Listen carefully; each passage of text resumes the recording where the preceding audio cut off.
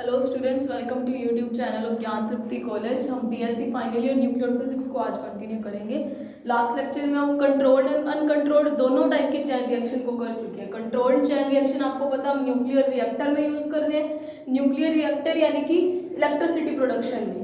और जो हमारा दूसरी टाइप की रिएक्शंस है, दूसरा टाइप का फिशन था, जो कौन सा था, अनकंट्रोल्ड चैन रिएक्शन, यानी कि एक ऐसी चैन रिएक्शन जिसके अंदर जो नंबर ऑफ न्यूट्रॉन्स को एब्जॉर्ब ना किया जाए, जितना नंबर ऑफ न्यूट्रॉन्स एमिट हो सकते हैं उनको होने दिया जाए।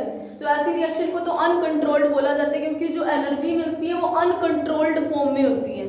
ठीक है, तो अनकंट्रोल्ड चैन रिएक्शन का एग्जांपल क्या था? बॉम्ब। कौन सा बॉम्ब? एटम बॉम्ब, जो आप जिन दोनों के कल पढ़ चुके हैं। मतलब पूरा इनका किस तरीके से दोनों न्यूक्लियर रिएक्टर या एटम बॉम्ब किस तरीके से बनता है और क्या इनका वर्क और कैसे ये काम करते हैं। तो इन दोनों टॉपिक में से एक आपको एग्जाम में मिलने के चांसेस, हाई चांसेस है। ठीक है, तो फिशन हुआ वहां तक खत्म। अब नया चीज शुरू करते हैं, वो है फ्यूजन। ठीक है, तो फिशन में हम देखा जाए तो हमने क्या क्या पढ़ा था? हमने डेफिनेशन ऑफ फिशन पढ़ी थी, यानी विखंडन की परिभाषा पढ़ी थी। फिर अपनों ने देखा था स्टेबिलिटी कंडीशन देखी थी फिशन के लिए। फिशन के बेसिस पे ही हम सेमी एम्पिरिकल फॉर्मूला लेके आए थे, वैसे ही किया था ना। और अपनों ने दोनों टाइप की रिएक्टर चैन रिएक्शंस पढ़ी थी, है ना। सॉरी, एक रिएक्टर और एक एटम बॉम्ब। न्यूक्लियर रिएक्टर हमारे इंडिया के अंदर अभी तक सिर्फ 6 इस्टेब्लिश हो चुके हैं। और अगर फ्यूजन की बात करूं तो फ्यूजन के लिए कोई ऐसी रिएक्टर या कुछ ऐसा प्रोसेस हम बना ही नहीं सकते। इस अर्थ पे तो फ्यूजन इम्पॉसिबल, आप इतना मान लो। कैसे फ्यूजन होता है वो करते हैं अपने आज।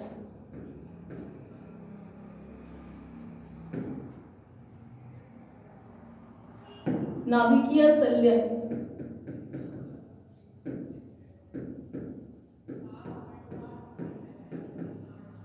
अब नाभिकीय संलयन क्या है? देखो, न्यूक्लियर फ्यूजन या नाभिकीय संलयन क्या था? विखंडन में क्या था? नाभिक, एक बड़ा नाभिक छोटे नाभिक में बदलता है, मतलब हैवियर न्यूक्लियाई लाइटर न्यूक्लियाई में टूटता है। और यहाँ पे क्या होगा? उसका जस्ट उल्टा होता क्यों है? ये सब कुछ चीजें एक बार और देख लेते हैं। आज ये हमारा बाइंडिंग एनर्जी कर्व है, ये बी बार यानी कि पर न्यूक्लियन बाइंडिंग एनर्जी, और ये ए यानी कि मास नंबर। इन दोनों के बीच में जब अपने ग्राफ प्लॉट करते हैं तो अपने को ग्राफ कुछ ऐसा मिलता है। पीक्स कुछ ज्यादा ही होगी, इतनी पीक्स नहीं आती हैं।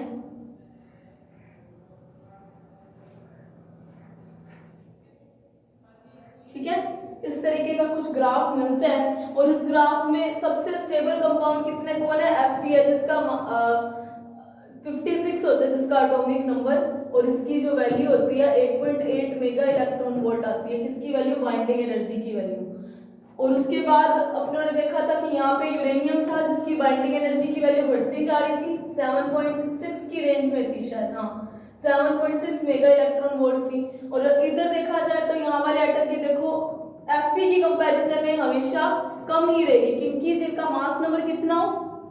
0 से 30 के बीच का हो।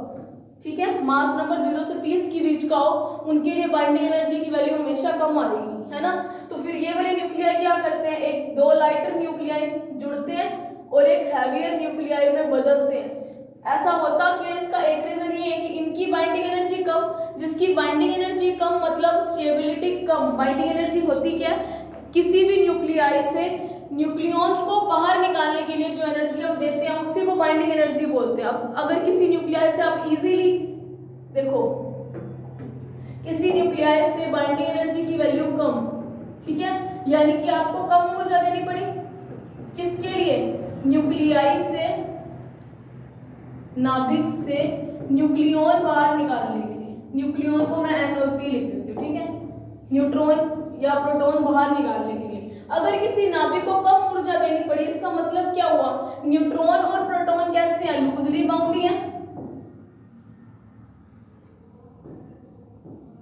अगर ऐसी कंडीशन है, इसका मतलब क्या हुआ? नाभिक कैसा है? अस्थायी है। अगर नाभिक अस्थायी है तभी उसकी बाइंडिंग एनर्जी की वैल्यू क्या आती है?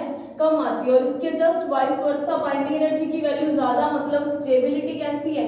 ज्यादा है। और यूनिवर्स में क्या कोई कंपाउंड ऐसे हैं जो अनस्टेबल होना चाहते हैं? कोई भी नहीं होना चाहता। इसी कॉन्सेप्ट के कारण क्या होता है, जिनके मास नंबर 0 to 30 के बीच के होते हैं वो नाभिक जुड़ते हैं यानी फ्यूजन शो करते हैं, और जिनका नंबर 120 से ज्यादा होता है वो न्यूक्लियाई क्या करते हैं, टूटते हैं, ताकि बाइंडिंग एनर्जी ऐसी रेंज में आ जाए कि वो स्टेबल कंपाउंड में बदल सकें। और बहुत अच्छी चीज़ है ये कि इसीलिए यूरेनियम जैसा एक कंपाउंड अपने को एक एटम टूटता है और 200 मेगावाट एनर्जी देता है ना। अब देखो यूरेनियम को तोड़ना इजी था, क्यों? क्योंकि उसके लिए न्यूट्रॉन्स चाहिए थे। हमने ये भी देखा था कि हम कौन कौन से पार्टिकल्स ले सकते हैं, हम प्रोटॉन नहीं ले पा रहे थे क्योंकि प्रोटॉन और ऑलरेडी इसके अंदर 92 प्रोटॉन्स पड़े, तो दोनों के बीच में रिपल्शन होता, तो इसीलिए नहीं लिया उन्होंने। फिर अपने देखा इलेक्ट्रॉन लेते तो इलेक्ट्रॉन का तो मास ही बहुत कम है, अगर इतने कम मास वाला इतने बड़े यूरेनियम को क्या कभी तोड़ पाएगा, नहीं तोड़ पाएगा।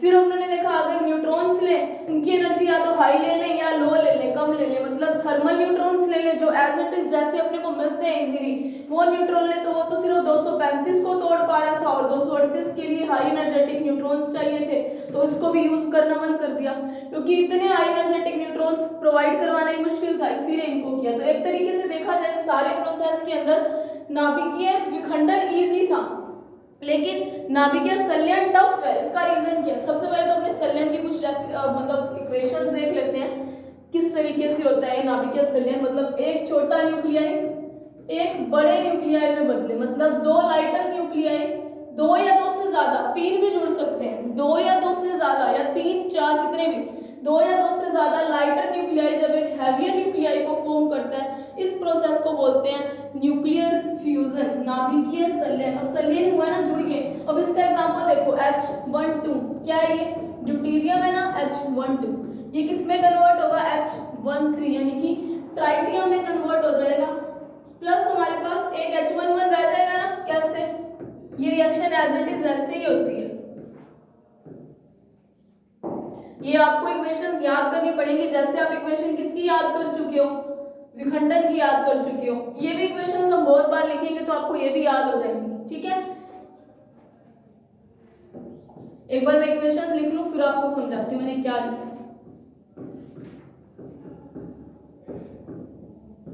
H11 अगर होते नहीं H12 से करेंगे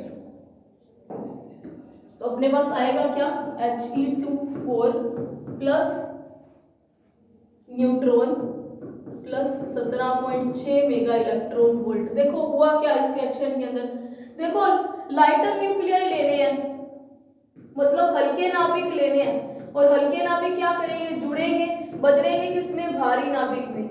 ऐसे नाभिकों में जिनकी बाइंडिंग एनर्जी इन हल्के नाभिकों की कंपैरिजन में क्या हो, ज्यादा हो, ताकि क्या मिले उनको, स्टेबिलिटी मिले। आपने एक चीज देखी थी H11 यहाँ पे H11 यानी कि एक सिंगल प्रोटॉन, उसकी बाइंडिंग एनर्जी कैसी थी, 0 थी। अगर आपको बाइंडिंग एनर्जी कर्व वाला आपने लेक्चर अच्छे से देखा होगा तो आपको ये चीज याद आएगी। तो देखो इसके लिए मैंने यहाँ पे क्या लिया, H12 यानी कि इसकी बाइंडिंग एनर्जी कुछ यहाँ पे आएगी, इस रेंज में, बहुत कम है ना, 1.1 होती है ड्यूटेरियम की। H12 की कितनी होती है binding energy, 1.1 mega electron volt होती है। अब इतनी कम बाइंडिंग एनर्जी है, यूनिवर्स में तो हमारे पास 8.8 वाले भी पड़े हैं, 7.5, 7.6, इतनी हाई बाइंडिंग एनर्जी वाले भी न्यूक्लियाई पड़े हैं, तो इसकी एनर्जी तो बहुत कम है, मतलब ये एक अनस्टेबल कंपाउंड है। इसकी अनस्टेबल होने के कारण ही ये जुड़ना प्रेफर करता है। तो हल्के नाभिकों में हमारे पास एक बेस्ट एग्जांपल है कौन सा, ड्यूटेरियम, ठीक है। वैसे प्रोटियम भी होता है, H11 भी हो सकता है, वो कैसे इसको यूज करेंगे वो भी अपने इसको यूज करके फ्यूजन देखेंगे। तो देखो नाभिकीय संलयन में हुआ क्या, दो ड्यूटेरियम लगे, क्या लगे ये, दो ड्यूटेरियम, एक H12 दोनों ड्यूटेरियम जुड़े, यानी कि अब यहाँ पे देखो आपके पास मास नंबर कितना है, टोटल नंबर ऑफ न्यूक्लियॉन्स कितने आ रहे हैं, 4 आ रहे हैं, दो इसके 4, और दो क्या आ रहे हैं इसके अंदर से, प्रोटॉन आ रहे हैं, है ना, एक इसका मैंने बनाया क्या, H13 यानी कि एक प्रोटॉन तो यहाँ पे यूज हो गया, प्लस 3 मास नंबर भी यूज हो गए, 3 न्यूक्लियॉन भी यूज हो गया, बचा कितना, एक प्रोटॉन और एक न्यूट्रॉन, इसीलिए H14 बनता है, ठीक है। और उसके बाद देखो H11 और 4 मेगा इलेक्ट्रॉन वोल्ट एनर्जी मिली, और देखो बाकी ये रिएक्शन आपको याद ही करनी पड़ेगी। फिर यही H13 यानी ये जो ट्राइटियम है, ये ट्राइटियम क्या करेगा, वापस ड्यूटेरियम से रिएक्शन करता है तो He24 बनाता है, और He24 आपको पता है हीलियम के लिए क्या है, यहाँ पे आया हीलियम He2 यानी कि इसके अंदर न्यूट्रॉन और प्रोटॉन्स का नंबर कैसा है, सेम है ना, 2 न्यूट्रॉन है 2 ही प्रोटॉन। और आपको पता है ऐसे न्यूक्लियाई के लिए हमें क्या मिलती है, पीक्स मिलती हैं। किनके लिए, 2 से लेके 20 मास नंबर वाले वो न्यूक्लियाई जिनके लिए न्यूट्रॉन और प्रोटॉन का नंबर क्या हो, सेम हो, उनके लिए अपने को क्या मिलती है, पीक्स मिलती हैं। बाइंडिंग एनर्जी कर्व में आपने ये चीजें देखी हुई हैं। अगर पीक्स मिलेगी मतलब स्टेबिलिटी मिली, स्टेबिलिटी मिली तो वही तो काम करना था। तो ये रिएक्शन आपको याद करनी पड़ेगी, 2 ड्यूटेरियम जुड़ेंगे तो एक ट्राइटियम बनेगा प्लस एक प्रोटियम बनेगा, 4 मेगा इलेक्ट्रॉन वोल्ट एनर्जी मिल रही है। और फिर से यही वाला जो ट्राइटियम बना था वो फिर से ड्यूटेरियम से रिएक्शन करेगा तो हीलियम बनाएगा। और हीलियम हमें पता है 2 न्यूट्रॉन 2 प्रोटॉन मतलब एक स्टेबल कंपाउंड हुआ है ना। तो यही चीज हुई। और साथ में हमें अब देखो टोटल रिएक्शन अगर मैं देखूं तो क्या लिया, एक ड्यूटेरियम, दूसरा ड्यूटेरियम और तीसरा ड्यूटेरियम, यानी कि 3H12 लिए। तो अपने पास बनता क्या है, He24 प्लस एक न्यूट्रॉन प्लस 4 और 17 कितनी होती है, 21, यानी 21.6 मेगा इलेक्ट्रॉन वोल्ट। यहाँ पे आपने एक चीज देखी होगी कि इस केस में आपको एनर्जी एट द एंड ज्यादा मिल रही है या कम मिल रही है, कम मिल रही है ना। वहां पे कितनी मिल रही थी, 200 मेगा इलेक्ट्रॉन वोल्ट, तो कितनी ज्यादा मिल रही थी। और यहाँ पे क्या कितनी मिल रही है, सिर्फ और सिर्फ 21.6 मेगा इलेक्ट्रॉन वोल्ट। देखो फ्यूजन में 21.6 मेगा इलेक्ट्रॉन वोल्ट की एनर्जी नहीं मिलती। एनर्जी जो होती है, अगर 1 kg में दोनों की कंपैरिजन करूं, 1 kg में ड्यूटेरियम ले लूं और 1 kg यूरेनियम ले लूं, यूरेनियम 92 235, तो उस केस में 1 किलो की अगर कंपैरिजन करूं ना तो फ्यूजन वाली ऊर्जा ज्यादा होती है एज कंपेयर टू फिशन वाली। कैसे होती है, देखो आपने कल एटम बम किया था, उसके अंदर मैंने आपको एनर्जी निकालनी सिखाई थी। कैसे अपने निकालनी थी, अपनों ने क्या निकाला था, यूरेनियम 92 के लिए ऊर्जा निकालनी थी 235 के लिए, तो कितनी ऊर्जा आई थी, 6.023 into 10⁻26 divided by mass number, यानी Avogadro number divided by mass number. जब आप इन दोनों का डिवाइड करोगे तो इस केस में आपको पता है नंबर ऑफ एटम कल अपनों ने निकाले थे वो कितने आ रहे थे, 2.56 इंटू 10 की पावर 24। ये आप लोगों ने कल वाला लेक्चर किया है। अपने कल वाले लेक्चर में क्या किया था, मैं एटम बम बना रही, जब अपने एटम बम के बारे में डिस्कस किया था तब आपने देखा था कि अगर एटम बम 1 किलो यूरेनियम को लेके बनाया जाए तो कितनी एनर्जी मिलेगी और कितने टाइम पीरियड में पूरा का पूरा बम ब्लास्ट हो जाएगा, है ना। तो अगर मुझे ऐसा करना है तो मुझे पता है 2.56 एटम है तो उतने ही मेरे पास कितने होंगे, उतने ही न्यूट्रॉन होंगे। 2.56 इंटू 10 की पावर 24 ही न्यूट्रॉन इंटरेक्ट करेंगे इस एटम के साथ, इतने एटम तो इतने न्यूट्रॉन उनके साथ टक्कर करेंगे। तो अगर मेरे को एनर्जी निकालना हो तो एनर्जी कैसे निकली थी उस केस में, 200 मेगावाट एनर्जी थी, किसके लिए, 1 न्यूट्रॉन के लिए। अब मेरे पास कितने न्यूट्रॉन है 1 किलो में, 2.56 इंटू 10 की पावर 24 न्यूट्रॉन चाहिए, मतलब इतने एटम है तो इतने ही न्यूट्रॉन इसको तोड़ेंगे ना। अब ऐसा तो नहीं है 1 न्यूट्रॉन एटम जो था इनिशियली लिया तो उसने 4 यूरेनियम एटम को तोड़ दिया, ऐसा तो हम कभी भी नहीं कर रहे थे ना। 1 न्यूट्रॉन ले रहे थे तो एक ही यूरेनियम के साथ इंटरेक्ट कर रहा था, उसके बाद वो 3 बनाता था और वो 3 आगे एक यूरेनियम से करते थे। कभी ऐसा मैंने बनाया क्या, 1 न्यूट्रॉन लिया उसने 5 यूरेनियम के एटम सीधा तोड़ दिया, ऐसा तो कभी भी नहीं हुआ था ना। तो उसी हिसाब से जितने एटम उतने ही न्यूट्रॉन्स चाहिए। तो 1 न्यूट्रॉन के लिए 200 मेगावाट एनर्जी, तो इतने सारे न्यूट्रॉन के लिए कितनी एनर्जी, 2.56 इंटू 10 की पावर 24 इंटू 200 मेगावाट कर दो, टोटल एनर्जी निकल जाएगी। अब मेगावाट को मैंने जूल में कन्वर्ट किया तो 2.56 इंटू 10 की पावर 24 इंटू 200, मेगा को कन्वर्ट किया तो 10 की पावर 6, इलेक्ट्रॉन वोल्ट को जूल में कन्वर्ट करूं तो 1.6 इंटू 10⁻⁻19 जूल। तो इसकी जितनी भी एनर्जी आती है वो 10⁻13 की रेंज में आती थी और वो ऊर्जा आई थी 8.27 इंटू 10 की पावर 13 जूल। देखो ये चीज मैंने क्या निकाली है, यूरेनियम के लिए एनर्जी है, ठीक है। मतलब मैं यहाँ पे ऐसे लिख लेती हूँ, फिशन लिख लेती हूँ, यानी विखंडन में अगर 1 किलो यूरेनियम लूं तो इतनी एनर्जी मिलती है। अब देखते हैं संलयन में इतनी मिलेगी क्या। अगर मैं एक रिएक्शन की बात करूं तब तो 21.6 आ रही थी, जैसे वहां पे 1 न्यूट्रॉन 1 यूरेनियम को तोड़ता था तो 200 मेगावाट आती थी, यहाँ पे 21.6 है। देखा जाए तो इस रिएक्शन के अकॉर्डिंग तो एनर्जी फ्यूजन में कम मिल गई, लेकिन फ्यूजन में एनर्जी कम नहीं मिलती। अगर सेम अमाउंट लूं मैं 1 किलो 1 किलो, उस केस में ये वाली यानी कि संलयन में ऊर्जा ज्यादा मिलेगी, विखंडन में कम मिलेगी। अब कैसे कम मिलेगी वो देखते हैं अपने। अब अपने किसके लिए कर रहे हैं, एनर्जी निकालनी है, वो भी किसके लिए, फ्यूजन के लिए।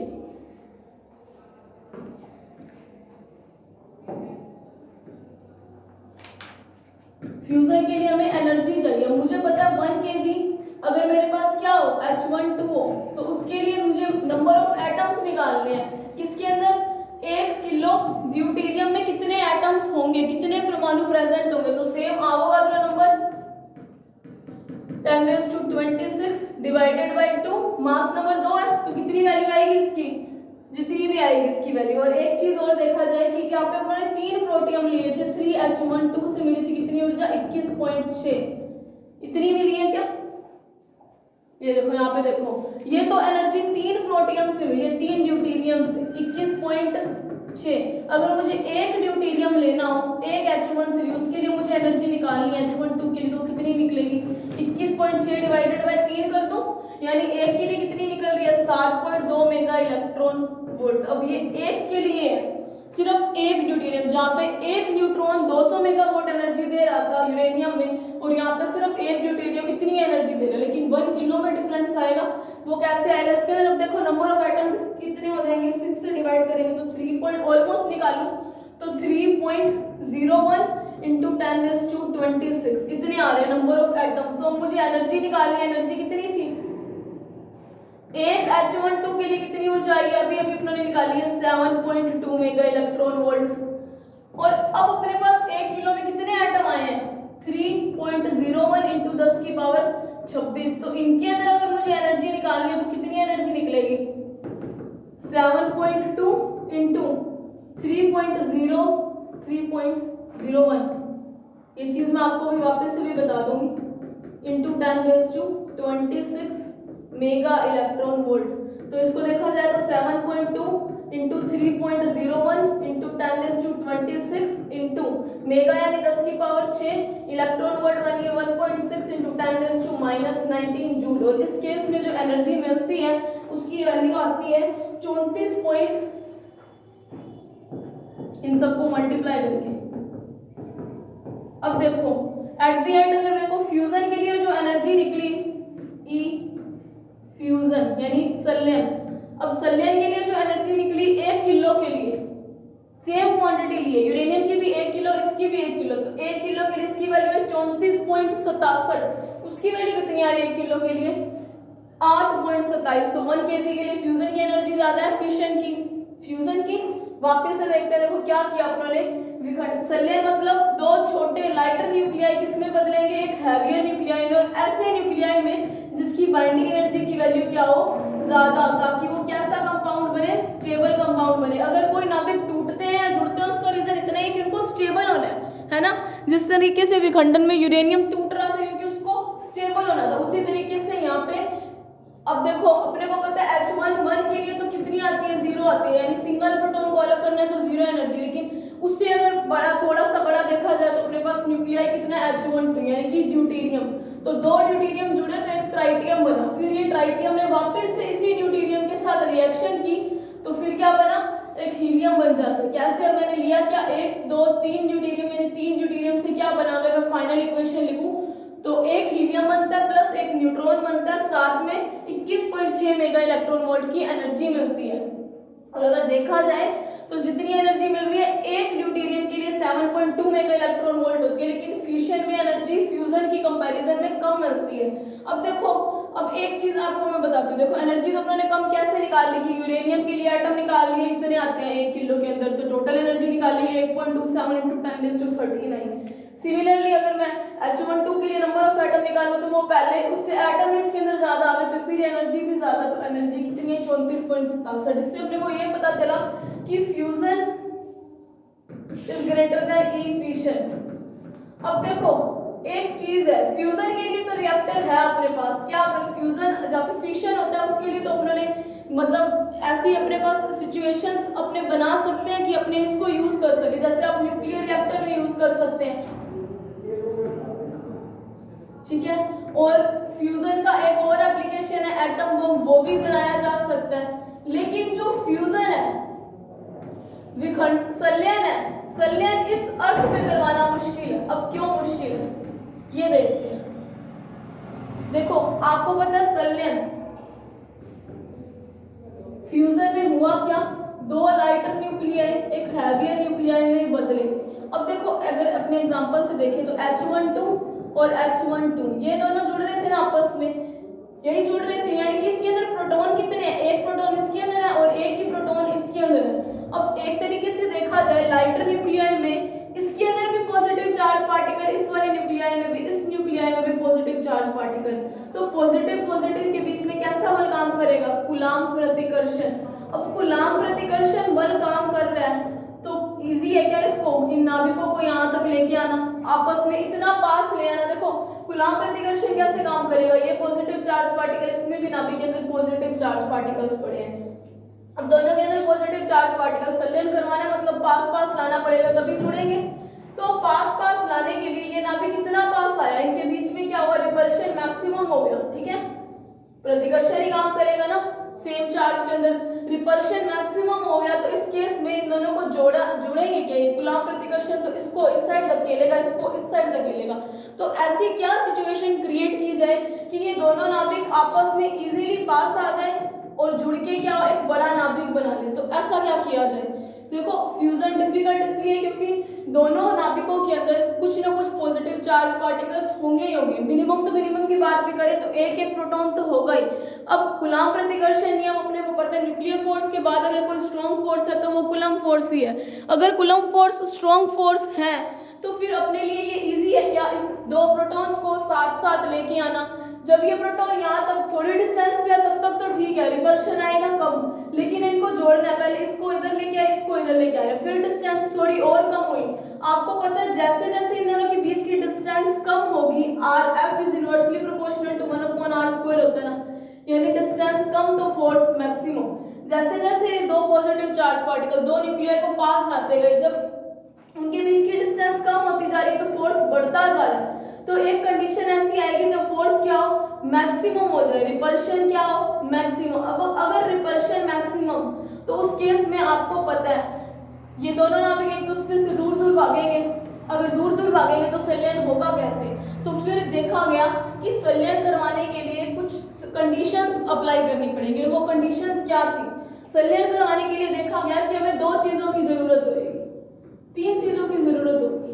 देखो क्या देखा गया कि दो पॉजिटिव नाभिकों के अंदर न्यूट्रॉन्स, तो अपने को पता है कोई भी न्यूक्लियाई न्यूट्रॉन पे तो चार्ज पार्टिकल ही नहीं, न्यूट्रल एटम, न्यूट्रल पार्टिकल्स हैं।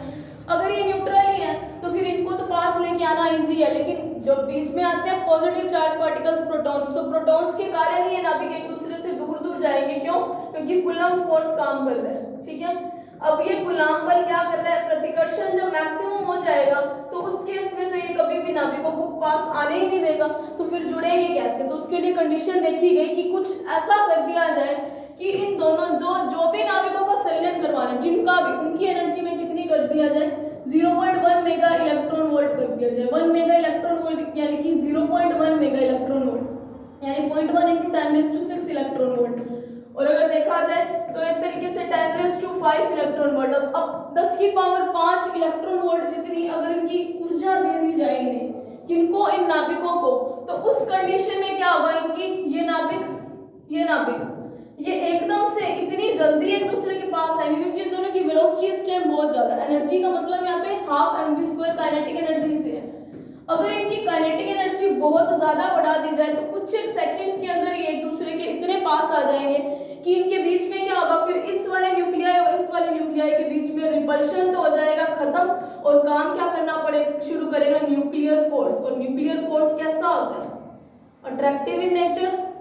अगर ये अट्रैक्टिव इन नेचर है तो मतलब क्या आएगा, दो नाभिक क्या हो जाएंगे, जुड़ जाएंगे।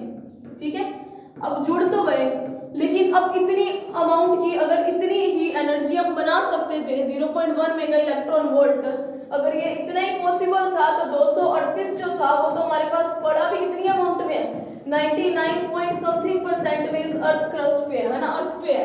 तो अगर इतनी एनर्जी हम क्रिएट करवा सकते हैं 0.1 × 10⁵ इलेक्ट्रॉन वोल्ट जितनी, तो फिर इसके लिए भी तो न्यूट्रॉन्स को ऑलमोस्ट इतनी एनर्जी चाहिए थी, 1 to 2 मेगा इलेक्ट्रॉन वोल्ट, यानी 10 की पावर 6 की रेंज की एनर्जी चाहिए थी। अगर ये इतना इजी होता तो फिर यूरेनियम 238 तो पड़ा ही बहुत था, फिर 235 के साथ पंगे लेने की जरूरत ही क्या थी, है ना।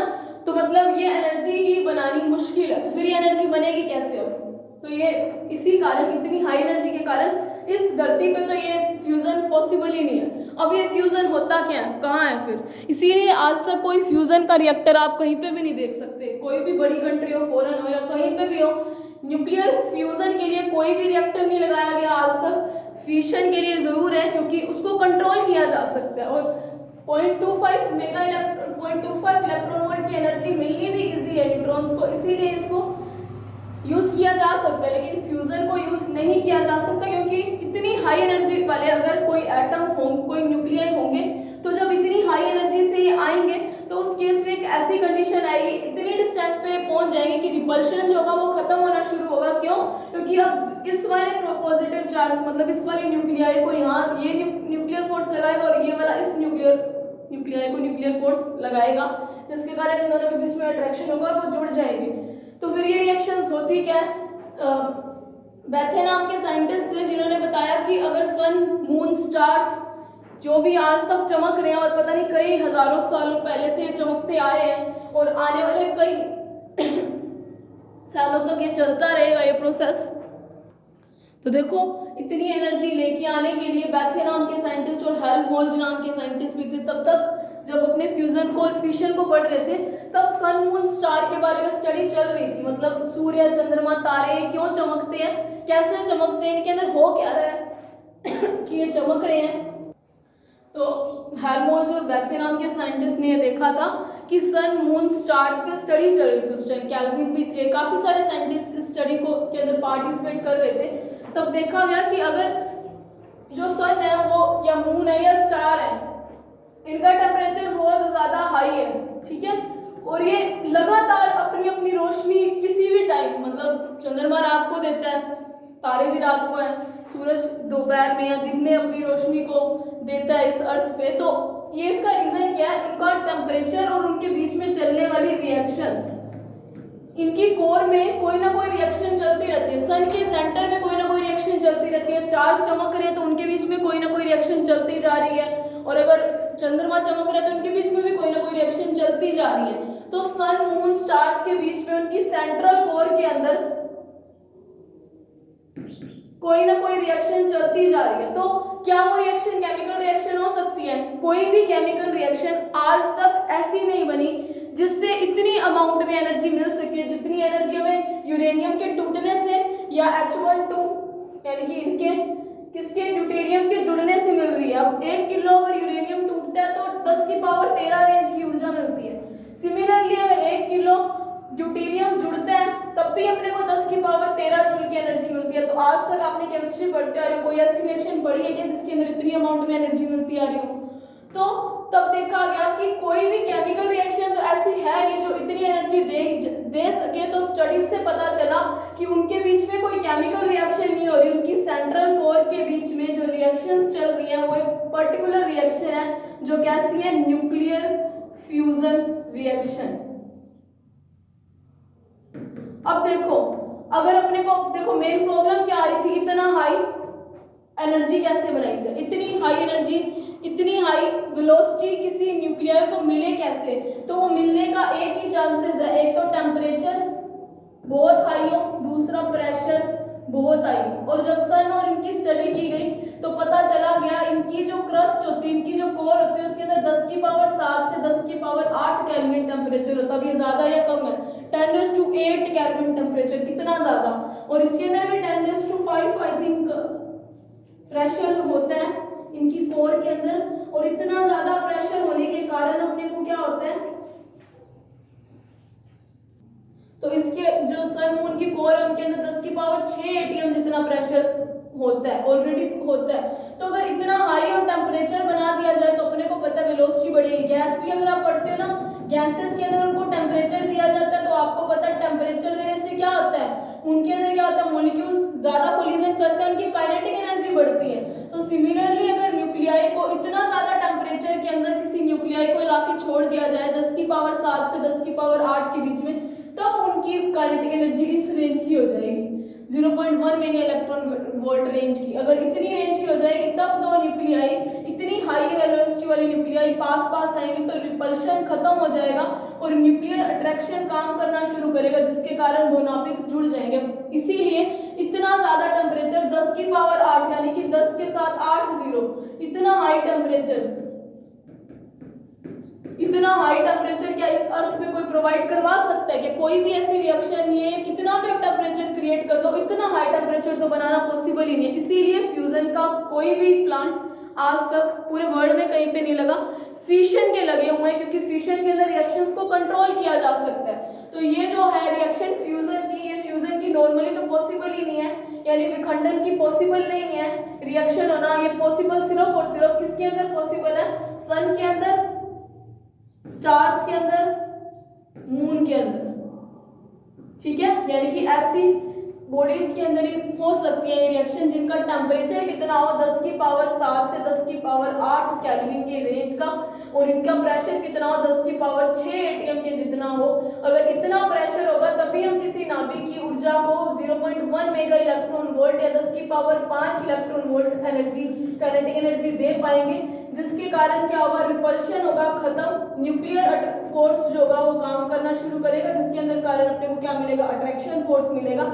और दो नाभिक यानी दो पॉजिटिव चार्ज सेम चार्ज होने के बाद कूलम्ब रिपल्शन के बावजूद जुड़ के एक बड़ा नाभिक बना लेंगे। तो ये रिएक्शन आपको याद रखनी पड़ेगी। ये वाली रिएक्शन और ये वाली रिएक्शन 2 नंबर में आपके पास डेफिनेशन आ सकते हैं। अब कल इस यूनिट का न्यूक्लियर की बुक का लास्ट टॉपिक अपने करेंगे, उसके बाद न्यूक्लियर फिजिक्स में 3 यूनिट कंप्लीट हो जाएंगी और वो लास्ट टॉपिक होगा स्टार एंड मून्स, यानी कि fusion reaction in sun and moon. तो वो पढ़ेंगे, उसके बाद आपकी यूनिट खत्म। सो आज के लिए इतना ही। Thank you very much.